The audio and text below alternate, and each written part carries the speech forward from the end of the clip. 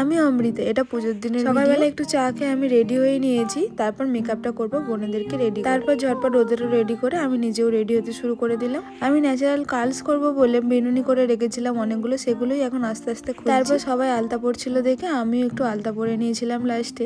R this is my final look. চুলটা বেশ ভালোই লাগছে। তোমরাও এমন ভাবে ন্যাচারাল কার্লসটা ট্রাই করতে পারো, অনেকক্ষণ স্টেও করে আর হিটও লাগে। তারপর যাই হোক, পুজোর ওখানে গিয়েছিলাম, সবাই তখন পুজোর জোগাড় করছিল, তাই আমরা সামনেটা একটু ঘুরতে গিয়েছিলাম, ওই আর কি কিছু ছবি তোলার জন্য। তারপর এসে দেখি সবাই পুজোর ভোগ দেবে বলে থালাটা সাজাচ্ছে। সবাই বেশ সুন্দর করে সাজিয়ে গুছিয়ে ভোগটা দিয়েছে, কি সুন্দর দেখতে লাগছে তাই না?